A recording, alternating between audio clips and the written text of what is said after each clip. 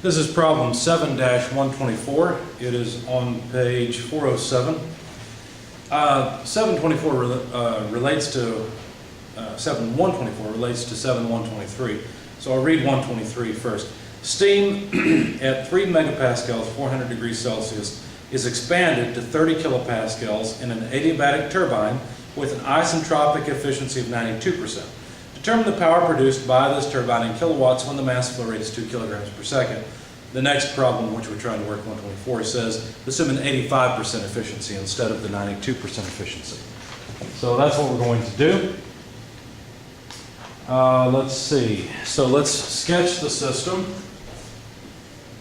There's a turbine.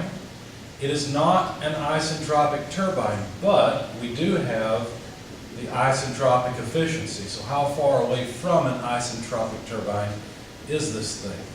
Obviously it produces power. We're trying to find out how much actual power it produces. State 1 comes in where the steam is at 3,000 kilopascals. Temperature is 400 degrees Celsius, and it leaves at state 2 at a pressure of 30 kilopascals. Okay.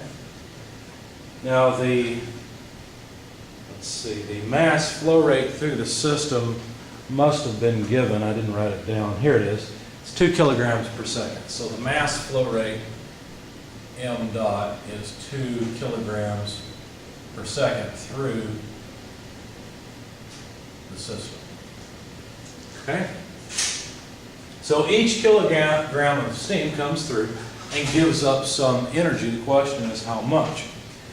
Well, the key to this problem is to realize that the isentropic efficiency relates the actual power output to the ideal power output. Of course, we could write this as the mass flow rate multiplied by the actual enthalpy change divided by the ideal entropy change. So this is the enthalpy at the actual exit of the real turbine. This is the enthalpy at the exit of an ideal type turbine, an isentropic turbine. Okay, they are two different things. Notice there's no actual and ideal for H1 because that's just what's coming in. That's already known, right? That's already given. In fact, we could look up the enthalpy coming in. In fact, this is superheated steam, so just go to the superheated tables. You'll find that the enthalpy coming in is 3,231.7 kilojoules per kilogram. Okay, so we know H1. That's not really a problem. And of course, what this will do for us is allow us to calculate the actual power output. Okay? So to finish this off, we'll need H2S because that's what will give us H2A, which will allow us to calculate the power output. So what is H2S? Well, in the ideal situation, the entropy at the exit would be equal to the entropy at the entrance. Now this is not true. This does not happen. The steam coming out does not have the same entropy as the steam going in. But for the ideal turbine, that would be the case. And then we can calculate the power output of the ideal turbine to get the actual power output. So let's do that. So what we find is we need the specific entropy at the entrance. If you look that up, you could have written it down when you looked up the enthalpy. It's 6.9235 kilojoules per kilogram per Kelvin. Okay? So there's the actual entropy of the steam coming in. That would be the ideal entropy. Okay, 6.9235 kilojoules per kilogram per Kelvin.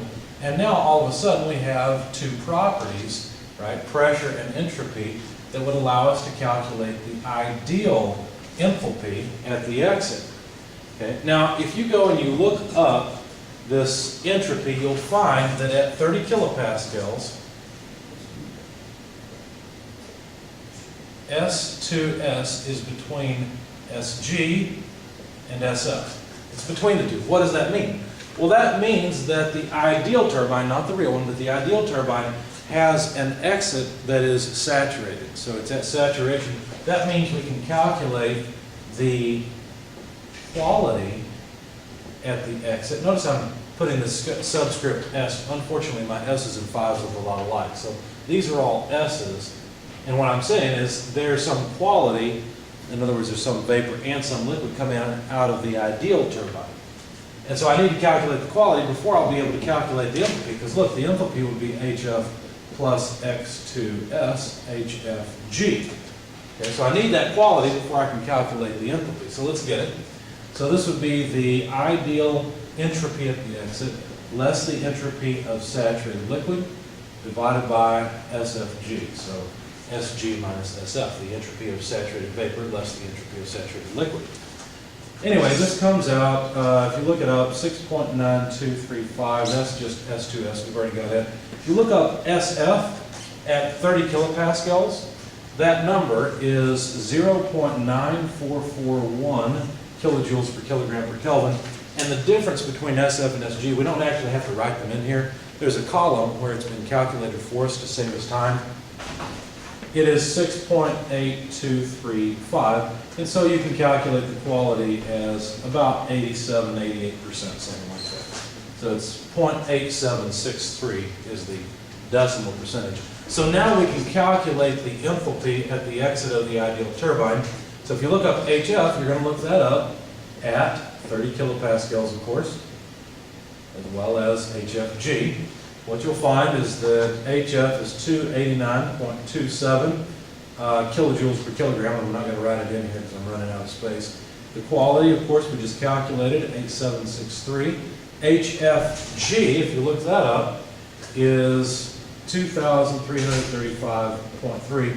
All of these are kilojoules per kilogram. So let me just do this and say that it is 2,335.7 kilojoules per kilogram. Okay? So there's the enthalpy of the ideal exiting stream. So now what we can do is rearrange the efficiency equation and say, well, if we want the actual power output, we can just solve for it as the isentropic efficiency multiplied by the ideal power output, which is just this. So m dot H1 less H2S. We don't actually have to answer the question, what is the real enthalpy coming out? It doesn't matter, we're asked for the power output. So,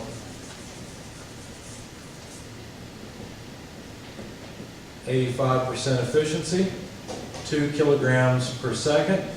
Enthalpy coming in, 3231.7. Ideal enthalpy leaving, 2,335.7. All that's kilojoules per kilogram, of course. Kilograms go away, we get kilojoules per second, which is a kilowatt. And the number comes out to 1,523.2 kilowatts. So there's our answer.